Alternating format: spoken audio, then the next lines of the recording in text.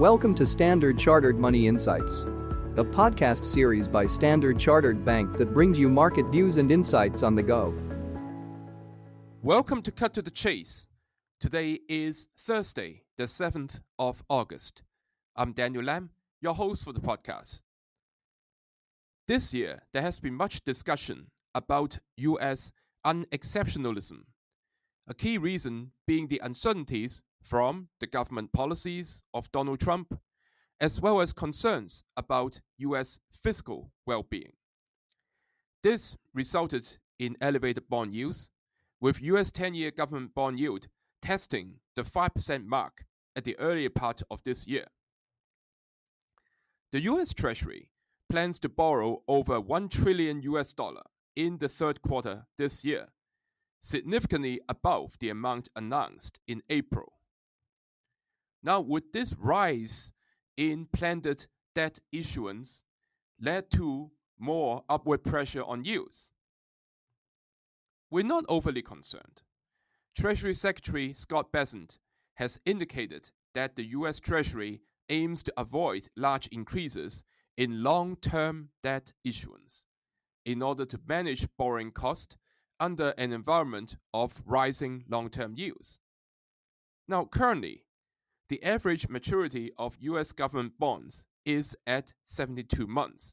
That's down from a peak of 75 months in May 2023, but still significantly higher than the low of 49 months during the global financial crisis.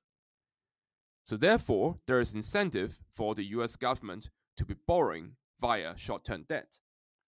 Bessent is going for flexibility by issuing short-term government bonds while maintaining market stability. Despite an expected increase in the supply of shorter-term bonds, market sentiment and demand stay strong.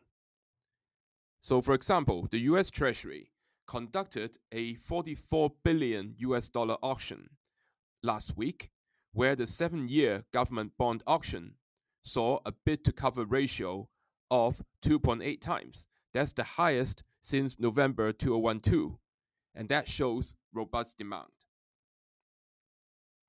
Besides the indication of decent bond demand, the weakness in the latest non-farm payroll figure also put pressure on yields. We see the U.S. 10-year government bond yield facing resistance in the 4.25 to 4.5% area. Investors can scale in and add exposure to fixed income if there were to be rebound in yields, which can happen from concerns about trade, inflation, and the government's fiscal position. Our preferred tenure is 5 to 7 years. That gives the best risk-adjusted return, balancing attractive yields with fiscal and inflation risk. That is all from me for today. As always, if you enjoy this podcast, please don't forget to rate and like it. Thanks for listening, and we wish you a happy day ahead. Thank you for listening to Standard Chartered Money Insights, a podcast series by Standard Chartered Bank.